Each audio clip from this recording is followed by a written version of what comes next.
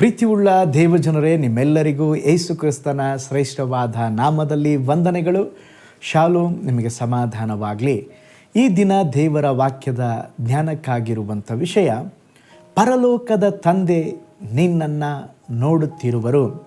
ಅದಕ್ಕೆ ಆಧಾರವಾಗಿ ಮತ್ತಾಯನು ಬರೆದ ಸುವಾರ್ತೆ 7ನೇ ಅಧ್ಯಾಯ 9-11 ವಚನಗಳು. ನಿಮ್ಮಲ್ಲಿ ಯಾವನಾದರೂ ರೊಟ್ಟಿ ಕೇಳುವ ಮಗನಿಗೆ ಕಲ್ಲನ್ನು ಕೊಡುವನೇ? ಮೀನು ಕೇಳಿದರೆ ಹಾವನ್ನು ಕೊಡುವನೇ? ಹಾಗಾದರೆ ಕೆಟ್ಟವರಾದ ನೀವು ನಿಮ್ಮ ಮಕ್ಕಳಿಗೆ ಒಳ್ಳೆ ಪದಾರ್ಥಗಳನ್ನು ಕೊಡಬಲ್ಲವರಾದರೆ ಪರಲೋಕದಲ್ಲಿರುವ ನಿಮ್ಮ ತಂದೆಯು ತನ್ನನ್ನು ಬೇಡಿಕೊಳ್ಳುವವರಿಗೆ ಎಷ್ಟೋ ಹೆಚ್ಚಾಗಿ ಒಳ್ಳೆಯ ವರಗಳನ್ನು ಕೊಡುವವನಲ್ಲವೇ? ಈಗ ಓದಿಕೊಂಡಂಥ ವಾಕ್ಯ ಭಾಗದಲ್ಲಿ ನೋಡುತ್ತೇವೆ, ಪರಲೋಕದಲ್ಲಿರುವಂಥ ನಿಮ್ಮ ತಂದೆಯು ತನ್ನನ್ನು ಬೇಡಿಕೊಳ್ಳುವವರಿಗೆ ಎಷ್ಟೋ ಹೆಚ್ಚಾಗಿ ಒಳ್ಳೆಯ ವರಗಳನ್ನು ಕೊಡುವವನಲ್ಲವೇ? ಯೇಸು ಸ್ವಾಮಿ ಪರಲೋಕದ ಪ್ರಾರ್ಥನೆಯನ್ನು ಕಲಿಸಿಕೊಡುವಾಗ ಪರಲೋಕದಲ್ಲಿರುವ ನಮ್ಮ ತಂದೆ ಎಂಬುದಾಗಿ ಹೇಳ್ರಿ ಎಂಬುದಾಗಿ ಕಲಿಸಿಕೊಟ್ಟರು. ನಮ್ಮ ದೇವರು ನಮ್ಮ ಪರಲೋಕದ ತಂದೆಯಾಗಿದ್ದಾರೆ. ನಮ್ಮನ್ನು ಯಾವಾಗಲೂ ನೋಡುತ್ತಿರುವಂಥ ಒಂದು ಒಳ್ಳೆಯ ತಂದೆ. ನಾವು ತಪ್ಪಿ ಹೋಗುವಾಗ ನಮ್ಮನ್ನು ಹುಡುಕಿಕೊಂಡು ಬರುವಂಥ ತಂದೆ. ಪರಲೋಕದ ನಮ್ಮ ತಂದೆ ಎಷ್ಟೋ ಪ್ರೀತಿಯುಳ್ಳವರಾಗಿದ್ದಾರೆ. ಆತನ ಪ್ರೀತಿಗೆ ಯಾವ ಅಳತೆಯೂ ಇಲ್ಲ. ಆತನ ಪ್ರೀತಿ ಮಿತಿ ಇಲ್ಲದ್ದು. ಪ್ರಪಂಚದಲ್ಲೇ ದೊಡ್ಡ ಫಾಲ್ಸ್ ನಯಗರ ಫಾಲ್ಸ್, ಅದನ್ನು ನಾವು ಚಿತ್ರದಲ್ಲಿ ನೋಡಿರುತ್ತೇವೆ. ಎಷ್ಟೋ ಟನ್ ನೀರನ್ನು ಸುರಿಸುತ್ತಲೇ ಇರುತ್ತದೆ. ಆದರೆ ಅದಕ್ಕಿಂತಲೂ ಹೆಚ್ಚಾಗಿ ನಮ್ಮ ಪರಲೋಕದ ತಂದೆ ನಮ್ಮ ಮೇಲೆ ಪ್ರೀತಿಯನ್ನು ಇಟ್ಟು ಪ್ರೀತಿಯನ್ನು ಸುರಿಸಿದ್ದಾರೆ. ತಂದೆಯ ಪ್ರೀತಿಯನ್ನು ಎತ್ತಿ ತೋರಿಸುವಂಥ ಒಂದು ಅದ್ಭುತವಾದ ನಡೆದ ಸಂಭವವಿದೆ, ನಿಮ್ಮೊಂದಿಗೆ ಹಂಚಿಕೊಳ್ಳಲಿಕ್ಕೆ ಬಯಸ್ತೇನೆ. ಒಮ್ಮೆ ಒಬ್ಬ ಚಿಕ್ಕ ಹುಡುಗನು ಫುಟ್ಬಾಲ್ ಆಟವನ್ನು ತನ್ನ ಪ್ರಾಣಕ್ಕಿಂತಲೂ ಹೆಚ್ಚಾಗಿ ಪ್ರೀತಿಸಿದನು. ಆದರೆ ಅವನು ಬೇರೆ ಮಕ್ಕಳಿಗಿಂತ ಬಹಳ ಕುಳ್ಳನಾಗಿದ್ದರಿಂದ ಅವನನ್ನು ಆಟದಲ್ಲಿ ಸೇರಿಸಿಕೊಳ್ಳಲಿಲ್ಲ. ಅವನು ಶಾಲೆಯಲ್ಲಿ ನಡೆದ ಒಂದೊಂದು ಫುಟ್ಬಾಲ್ ಆಟದ ತರಬೇತಿಯಲ್ಲಿ ಮೊದಲನೆಯ ಕುರ್ಚಿಯಲ್ಲಿ ಕುಳಿತು ತನ್ನನ್ನು ಒಂದು ದಿನವಾದರೂ ಈ ಫುಟ್ಬಾಲ್ ಆಟದಲ್ಲಿ ಸೇರಿಸಿಕೊಳ್ಳುವುದಿಲ್ವಾ ಎಂಬುದಾಗಿ ಅವನು ಬಯಕೆಯಿಂದ ಕುಳಿತುಕೊಳ್ಳುತ್ತಾ ಇದ್ದ. ಆ ಚಿಕ್ಕ ಹುಡುಗನು ಪ್ರೌಢಶಾಲೆಗೆ ಬಂದಾಗ ಅವನು ಸ್ವಲ್ಪ ಉದ್ದವಾದ ನಂತರ ಅವನನ್ನು ಫುಟ್ಬಾಲ್ ಆಟದಲ್ಲಿ ಸೇರಿಸಿಕೊಂಡರು. ಪ್ರತಿದಿನ ಅಭ್ಯಾಸ ಮಾಡುತ್ತಾ ಇದ್ದನು. ಅವನ ತಂದೆ ಸಹ ಅವನನ್ನು ಬಹಳ ಪ್ರೀತಿಸುತ್ತಾ ಇದ್ದರಿಂದ ಮಗನ ಫುಟ್ಬಾಲ್ ಆಟವನ್ನು ನೋಡಲಿಕ್ಕೆ ಒಂದೊಂದು ದಿನವೂ ಆ ಫುಟ್ಬಾಲ್ ಆಟ ನಡೆಯುವ ಸ್ಥಳದಲ್ಲಿ ಬಂದು ಅವನನ್ನು ಪ್ರೋತ್ಸಾಹ ಮಾಡುತ್ತಾ ಇದ್ದನು. ಆದರೆ ಈ ಹುಡುಗನಿಗೆ ಮುಖ್ಯ ತಂಡದಲ್ಲಿ ಸ್ಥಾನವಿರಲಿಲ್ಲ. ಸಬ್ಸ್ಟ್ಯೂಟ್ ಅಂತ ಹೇಳಿದ್ರೆ ಯಾರಾದರೂ ಇಲ್ಲವಾದರೆ ಎಕ್ಸ್ಟ್ರಾ ಪ್ಲೇಯರ್ ಥರ ಅವನನ್ನು ಆಟದಲ್ಲಿ ಸೇರಿಸಿಕೊಂಡಿದ್ದರು. ಆದರೆ ಇವನು ಒಂದು ದಿವಸವಾದರೂ ಆಡ್ತಾ ಇರಲಿಲ್ಲ. ತಂದೆ ಪ್ರತಿ ದಿವಸ ಬಂದು ನೋಡ್ತಾ ಇದ್ದರು. ಇವನು ಆ ಎಕ್ಸ್ಟ್ರಾ ಆಟಗಾರನಾಗಿ ಮಾತ್ರ ಅವನನ್ನು ಕೂಡಿರಿಸುತ್ತಾ ಇದ್ದರು. ಒಂದು ದಿನ ಮುಖ್ಯವಾದ ಆಟ ಇತ್ತು. ತಂದೆಗೆ ಹೇಳಿ, ಅಪ್ಪ ಇವತ್ತು ಫುಟ್ಬಾಲ್ ಆಟ ಇದೆ, ಇವತ್ತು ನನ್ನನ್ನು ಸೇರಿಸ್ಕೊಳ್ಬೋದು, ನೀವು ಬನ್ನಿ ಎಂಬುದಾಗಿ ತಂದೆಯನ್ನು ಕರೆದ. ತಂದೆನೂ ಬಂದರು. ಅವತ್ತು ಕೂಡ ಅವನನ್ನು ಒಂದು ಸಬ್ಸ್ಟಿಟ್ಯೂಟ್ ಆಗಿ ಆಟಗಾರನಾಗಿ ಇಟ್ಟುಕೊಂಡಿದ್ದರು. ಮೇನ್ ಆಟದಲ್ಲಿ ಅವನನ್ನು ಆಡಿಸಲಿಲ್ಲ. ದಿನಗಳು ಕಳೆಯಿತು, ಹೀಗೆ ಹೋಗುತ್ತಾ ಇತ್ತು. ಒಂದು ದಿನ ಇವನು ಫುಟ್ಬಾಲ್ ಮ್ಯಾಚನ್ನು ಹಾಗೆ ನೋಡುತ್ತಾ ಇರುವಾಗ ಒಂದು ಕಾಗದವನ್ನು ತಂದು ಕೋಚ್ಗೆ ಕೊಡ್ತಾರೆ. ಆ ಕೋಚ್ ಆ ಪತ್ರವನ್ನು ನೋಡಿದಾಗ ಅವನಿಗೆ ಬಹಳ ಬೇಸರವಾಯಿತು. ಏಕೆಂದರೆ ಆ ಹುಡುಗನ ತಂದೆ ತೀರಿ ಹೋಗಿದ್ದರು.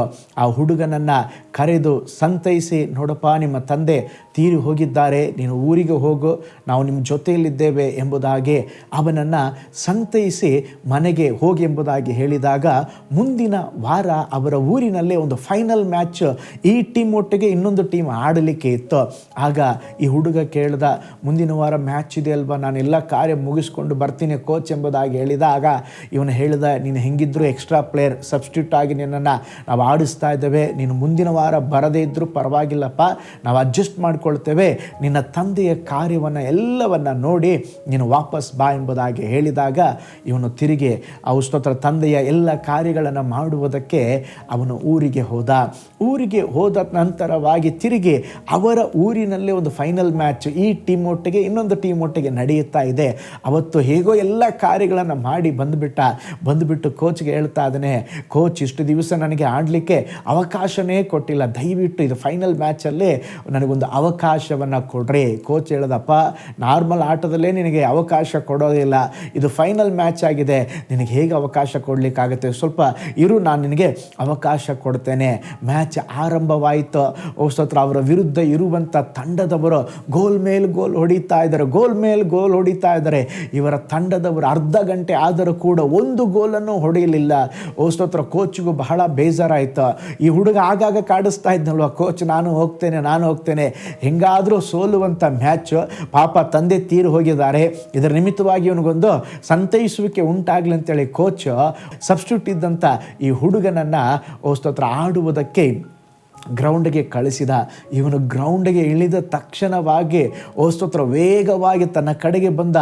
ಸ್ತೋತ್ರ ಆ ಚೆಂಡನ್ನು ಸ್ತೋತ್ರ ಗೋಲ್ ಕಡೆಗೆ ಸ್ತೋತ್ರ ಆ ರೀತಿಯಲ್ಲಿ ಆಡದೇ ಇರುವ ರೀತಿಯಲ್ಲಿ ವಿಚಿತ್ರವಾಗಿ ಒಳ್ಳೆ ರೀತಿಯಲ್ಲಿ ಅವನು ಫುಟ್ಬಾಲ್ ಆಡಿ ಗೋಲ್ ಮೇಲೆ ಗೋಲ್ ಹೊಡೆದು ಸೋಲುವ ತಂಡವನ್ನು ಗೆಲ್ಲಿಸಿ ಕೊಟ್ಟುಬಿಟ್ಟನ್ರಿ. ಕೋಚಿಗೂ ಆಶ್ಚರ್ಯ, ಅಲ್ಲಿದ್ದಂಥ ಸ್ನೇಹಿತರಿಗೂ ಆಶ್ಚರ್ಯ. ಯಾಕೆಂದರೆ ಇವನು ಈ ಥರ ಆಟವಾಡಿದ್ದು ಅವರು ನೋಡಿಲ್ಲ, ಆದರೆ ಈ ಹುಡುಗನ ನಿಮಿತ್ತವಾಗಿ ಅವರು ಸ್ತೋತ್ರ ವಿನ್ ಆಗಿಬಿಟ್ರು. ಅದೆಲ್ಲ ಮ್ಯಾಚ್ ಮುಗಿದ ಮೇಲೆ ಅವನು ಪ್ರತ್ಯೇಕವಾಗಿ ಏಕಾಂಗಿಯಾಗಿ ಕುಳಿತಿರುವಾಗ ಕೋಚ್ ಹೋಗಿ ಕೇಳ್ತಾನೆ, ಅಪ್ಪ ಈ ಥರ ಆಡಿದ್ದು ನಾನು ನೋಡಲೇ ಇಲ್ಲ, ಇವತ್ತು ಬೆಸ್ಟ್ ಆಡಿದೆ, ನೀನು ಆಡಿದ ನಿಮಿತ್ತ ನಮಗೆ ಫೈನಲ್ ಮ್ಯಾಚ್ ಗೆಲ್ಲಲಿಕ್ಕೆ ಸಹಾಯವಾಯಿತು, ಹೇಗಾಯಿತು ಅಂತ ಕೇಳಿದಾಗ ಕೋಚ್, ನಮ್ಮ ತಂದೆಗೆ ಕಣ್ಣಿರಲಿಲ್ಲ, ಅವರು ಕುರುಡರಾಗಿದ್ದರು, ಇವತ್ತು ಅವರು ತೀರಿ ಹೋಗಿದ್ದಾರೆ, ಇವತ್ತು ಪರಲೋಕದಲ್ಲಿ ಇದ್ದಾರೆ, ಅವರು ನನ್ನ ಮ್ಯಾಚನ್ನು ನೋಡ್ತಾ ಇರ್ತಾರೆ, ಆದುದರಿಂದ ಅವ್ರನ್ನ ಬೇಸರ ಉಂಟು ಮಾಡಬಾರದೆಂಬುದಾಗಿ ನನ್ನ ತಂದೆಗೆ ನಾನು ಬೆಸ್ಟ್ ಆಗಿರುವುದನ್ನು ಮಾಡಿ ಅವರಿಗೆ ಉತ್ತಮವಾದ ನನ್ನ ಆಟವನ್ನು ತೋರಿಸಬೇಕೆಂಬುದಾಗಿ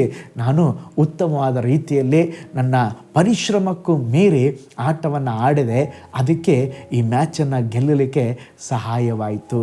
ನೋಡ್ರಿ, ಒಬ್ಬ ತಂದೆಗೆ ಒಂದು ಬೆಸ್ಟ್ ಆಗಿರುವುದನ್ನು ನೋಡಬೇಕೆಂಬುದಾಗಿ ಆಟವನ್ನು ಆಡಿ ಒಂದು ಫುಟ್ಬಾಲ್ ಟೀಮನ್ನೇ ಅವನು ಗೆಲ್ಲಲಿಕ್ಕೆ ಕಾರಣನಾದನು.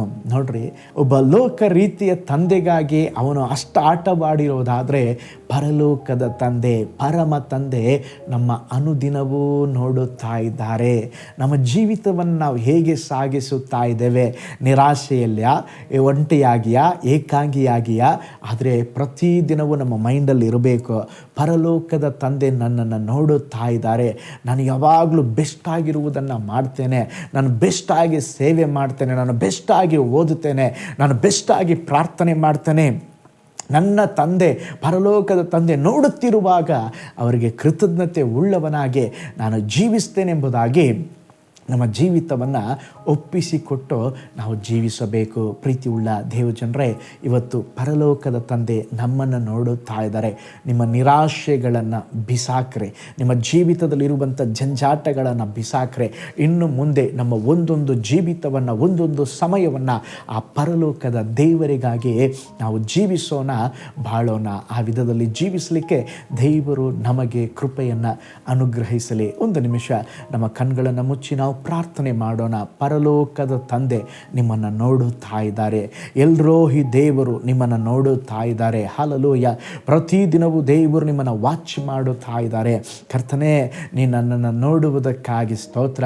ಈ ಲೋಕದಲ್ಲಿ ನನಗೆ ಯಾರು ಇಲ್ಲದಿದ್ದರೂ ಸ್ವಾಮಿ ನೀವಿದ್ದೀರಾ, ನೀವು ನಮ್ಮನ್ನು ಆಳ್ವಿಕೆ ಮಾಡಲಿಕ್ಕಿದ್ದೀರಾ, ನೀವು ನಮ್ಮ ಜೊತೆಯಲ್ಲಿ ಇರುವುದಕ್ಕಾಗಿ ನಿಮಗೆ ಕೋಟಿ ಕೋಟಿ ಸ್ತೋತ್ರ. Hallelujah, hallelujah. ಪ್ರಾರ್ಥನೆ ಮಾಡಿಕೊಳ್ಳೋಣ. ಪರಲೋಕದಲ್ಲಿ ವಾಸ ಮಾಡುವ ನಮ್ಮ ತಂದೆಯಾದ ದೇವರೇ, ಪರಲೋಕದ ತಂದೆಯೇ, ನಿಮ್ಮ ನಾಮವು ಪರಿಶುದ್ಧವೆಂದು ಎನಿಸಲ್ಪಡಲಿ ದೇವರೇ. ಓ ಸ್ತೋತ್ರ, ಅನುದಿನವೂ ನಮ್ಮನ್ನು ಭಾರವನ್ನು ಹೊತ್ತು ನಮ್ಮನ್ನು ನೋಡುತ್ತಿರುವುದಕ್ಕಾಗಿ ನಿಮಗೆ ಕೋಟಿ ಕೋಟಿ ಸ್ತೋತ್ರಪ್ಪ ಕರ್ತನೇ. ಓ ಸ್ತೋತ್ರ, ಆ ಹುಡುಗನು ಹೇಗೆ ಇಹಲೋಕದ ಒಬ್ಬ ತಂದೆಗಾಗಿ ತನಗೆ ಇರುವಂಥ ವಿಷಯದಲ್ಲಿ ಬೆಸ್ಟಾಗಿ ಮಾಡಿದ್ನ, ನಾವು ಸಹ ನೀವು ನಮ್ಮನ್ನು ನೋಡುತ್ತಿರುವಾಗ ನಮ್ಮ ಜೀವಿತದಲ್ಲಿ ಬೆಸ್ಟ್ ಆಗಿರುವುದನ್ನೇ ಮಾಡುವಂತೆ, ನಿಮಗಾಗಿ ಜೀವಿಸುವಂತೆ, ನಿನ್ನ ನಾಮವನ್ನು ಘನಪಡಿಸುವಂತೆ ನಮಗೆ ಸಹಾಯ ಮಾಡಿರಿ. ಒಪ್ಪಿಸಿಕೊಡ್ತೇವೆ, ದೊಡ್ಡ ಕಾರ್ಯ ಮಾಡಿರಿ. ಈ ವಿಡಿಯೋ ವಾಚ್ ಮಾಡಿದ ಎಲ್ಲರನ್ನ ಬ್ಲೆಸ್ ಮಾಡಿರಿ. ಈ ದಿವಸ ನಿನ್ನ ಕೃಪೆ ಸಮಾಧಾನ ನಿನ್ನ ಜನರೊಂದಿಗೆ ಇರಲಿ. ಅದ್ಭುತವಾಗಿ ನಡೆಸರಿ. ಪ್ರಾರ್ಥನೆ ಕೇಳಿದ ಪ್ರೀತಿಗಾಗಿ ಸ್ತೋತ್ರ, ಯೇಸುವಿನ ಹೆಸರಿನಲ್ಲಿ ತಂದೆಯೇ, ಆಮೇನ್.